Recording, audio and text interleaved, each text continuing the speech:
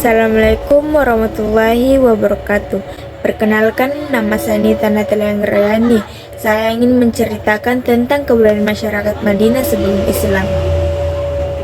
Sebelum kedatangan Islam, masyarakat Madinah dikenal sebagai Yathrib, memiliki kebudayaan yang kompleks dan beragam. Yathrib juga menjadi titik persinggahan khalifah dagang dari Yaman ke Syam, sehingga memperkuat posisinya sebagai pusat perdagangan antar lokal dan antar wilayah.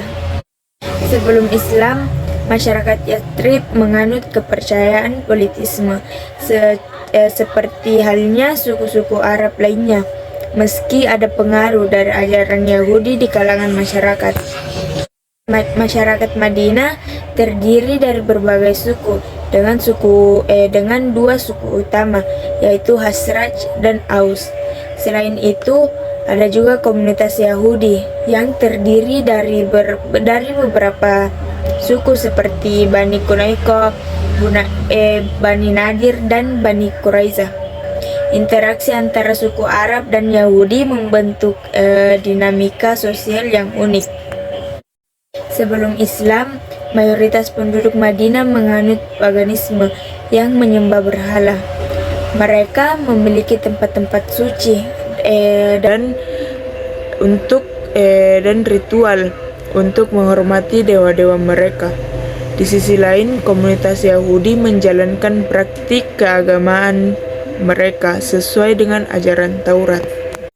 Ekonomi Madinah didominasikan oleh pertanian dengan kurma sebagai tanaman utama. Mereka juga menanam gandum dan barley. Selain pertanian, perdagangan menjadi aspek penting dengan Madinah terletak di jalur perdagangan yang menghubungkan Mekah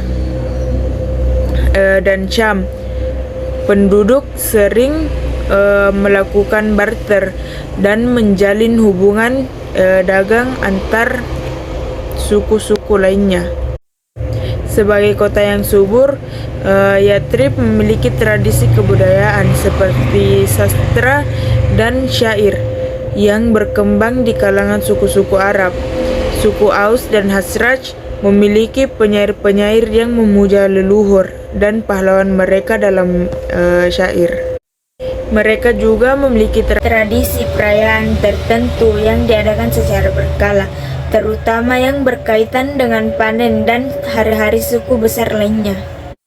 Masyarakat Madinah memiliki sistem politik dan terdesentralisasi, di mana setiap suku dipimpin oleh seorang pemimpin atau syekh. Hubungan antar suku seringkali ditandai dengan perjanjian dan aliansi, tetapi juga bisa menimbulkan pertikaian dan konflik. Kesepakatan damai seperti perjanjian Hudaybiyah menunjukkan pentingnya diplomasi.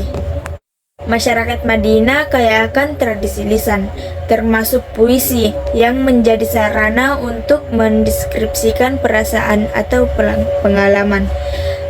Mereka juga memiliki festival dan perayaan yang berkaitan dengan musim panen dan tradisi lokal. Musik dan tarian juga merupakan bagian dari kehidupan sosial mereka. Kehidupan sehari-hari masyarakat Madinah dipenuhi dengan kegiatan bertani, berdagang, dan merawat keluarga. Struktur keluarga biasanya bersifat patrilineal, dan perang gender terlihat jelas, di mana pria bertanggung jawab atas ekonomi sementara wanita menguras rumah tangga. Madinah memiliki hubungan yang kompleks dengan Mekkah. Beberapa penduduk Madinah terlibat dalam perdagangan ke Mekkah, dan adapun interaksi budaya yang signifikan. Namun konflik juga terjadi, terutama antara suku Madinah dan suku Quraisy di Mekkah. Masyarakat Yathrib mengikuti hukum kesukuan yang diwariskan secara turun-menurun, dengan pemimpin suku memiliki wewenang besar dalam penyelesaian masalah. Namun, perselisihan yang terus berulang membuat banyak pihak menyadari bahwa mereka membutuhkan sosok yang dapat menjadi penengah, yang pada akhirnya akan memudahkan masyarakat menerima Nabi Muhammad SAW menjadi pemimpin setelah beliau hijrah ke Yathrib.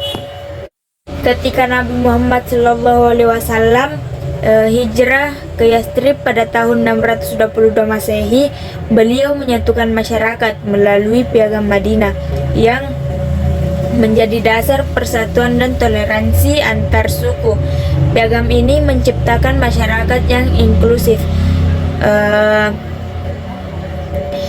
dan harmonis. Di kota ini dikenal sebagai Madinah Al-Munawwarah atau kota yang bercahaya. Kedatangan Nabi Muhammad SAW dan penyebaran Islam pada awal abad ke-7 membawa transformasi bagi masyarakat Madinah,